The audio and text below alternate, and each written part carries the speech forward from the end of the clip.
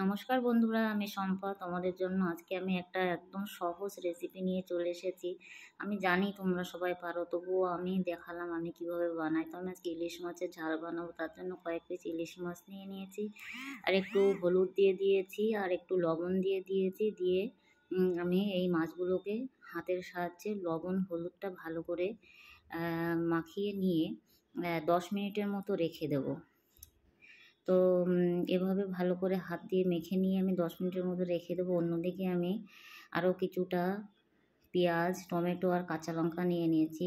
তোমরা চাইলে পেঁয়াজ টমেটো অ্যাভয়েড করতে পারো, স্কিপ করতে পারো, আমি এখানে দিয়েছি। আর আমি কাঁচা লঙ্কা, সর্ষে আর একটু লবণ দিয়ে একটা স্মুথ পেস্ট বানিয়ে নেবো। লবণটা দিলে কি হয়, সর্ষেটা তেতো হয়ে যায় না বাটার পরে। তো আমি পেস্টটা বানিয়ে নিয়েছি। তো এবার আমি এই পেস্টটাকে একটা ছাঁকনিতে ছেঁকে নেব। তাহলে কি হবে, ঝোলটা যে কালো সর্ষে দিয়েছি তো কালো কালো হবে না, আবার অনেকের হজমের সমস্যা হয়তো সেটা হবে না। তো আমি এভাবে ছেঁকে রেখে দিয়েছি। অন্যদিকে একটা কড়াইয়ে তেল ভালো করে গরম হয়ে যাওয়ার পরে, অবশ্যই সর্ষের তেল, তো মাছগুলো আমি দিয়ে দিয়েছি। এভাবে খুব বেশি ভাজবো না, হালকা একটু লাল কালার হলেই আমি নামিয়ে নেব মাছগুলো। দিয়ে ওই তেলের মধ্যে আমি একটু কালো জিরে ফোড়ন দিয়ে দেবো। তো ফোড়নটা একটু নেড়ে চেড়ে দেবো এভাবে। তো ফোড়নটা একটু ভাজা হয়ে এলে আমি দিয়ে দেব কুচানো পেঁয়াজ। তো কুচানো পেঁয়াজটা দিয়ে আমি একটু পেঁয়াজটাকে এভাবে নেড়ে চেড়ে একটু ভেজে নেব।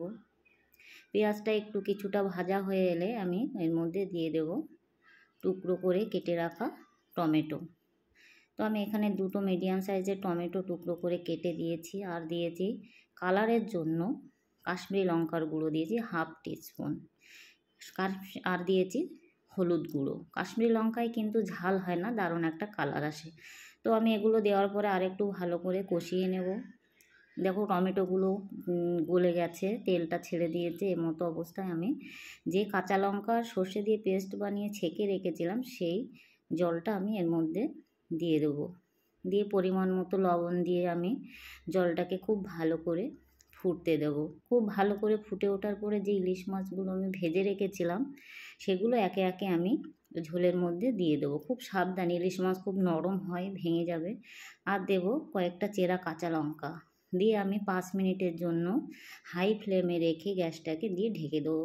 ফিরে এসে 5 মিনিট পরে, তো এবার একটু জিরে গুঁড়ো দিয়ে দিয়েছি, একটু ধনেপাতা থাকলে দিতে পারেন, আমার কাছে ছিল না। তো রেডি হয়ে গেছে আমার ইলিশ মাছের ঝাল বলুন বা সর্ষে ইলিশ বলুন, যেটাই।